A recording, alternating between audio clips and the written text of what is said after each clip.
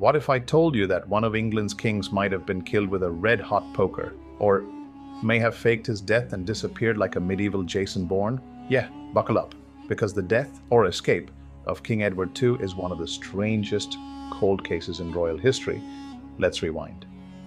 Edward II, born in 1284, was the son of the legendary Edward I, aka Longshanks, the guy from Braveheart who hated fun in Scotland, so naturally, big shoes to fill. But Edward II? Not exactly a chip off the old royal block. He preferred music over military, hands-on farming, and, most controversially, male favorites over traditional royal advisors. Now, in today's world, cool. You do you, Edward, but in the 1300s, that kind of vibe did not go over well with the English nobles, especially when one of those favorites was Piers Gaveston, a guy Edward showered with titles and affection, so much so that Parliament basically went, is this guy the king now? Should we leave? Spoiler, they didn't leave. Instead, they chopped off Gaveston's head in 1312. Yeah, medieval HR was brutal. After Gaveston, Edward picked a new favorite, the dispensers. Not the friendly kind that give you soda. These ones drained money and power like royal leeches. The nobles, furious. The people, starving. The king, totally out of touch. Enter Queen Isabella, Edward's wife.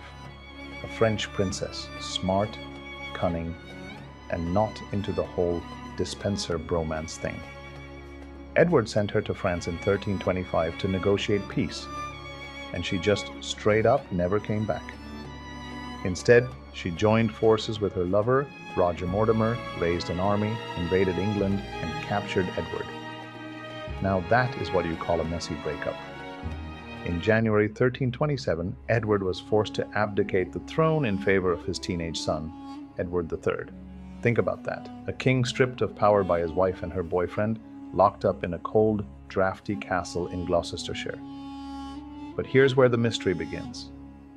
Because just a few months later, in September, news spreads that Edward II is dead.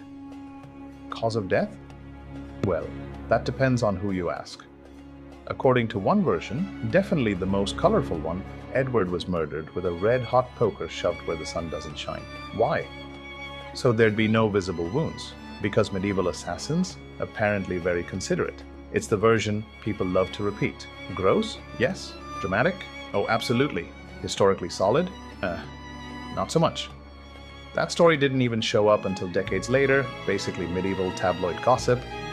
But here's where it gets wild. In the 1330s, years after Edward was supposedly dead, letters started popping up across Europe, claiming he was alive.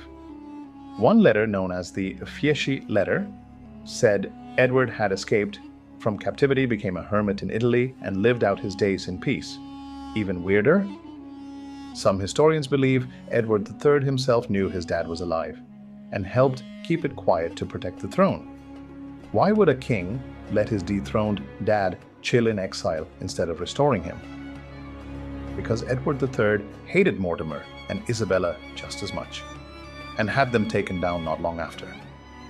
Coincidence? Maybe. Cover up? Also maybe. To this day, no one knows for sure.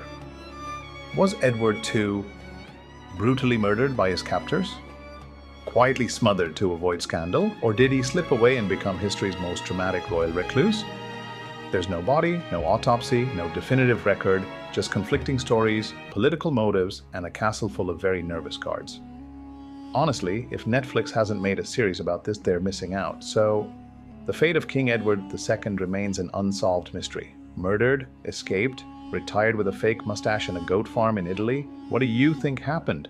Drop your theory in the comments, and if you've got a better medieval mystery, I want to hear it. Like this video, hit that follow button, and hey, maybe don't trust your wife with an army next time. Thanks for watching, history nerds. Stay curious and stay weird.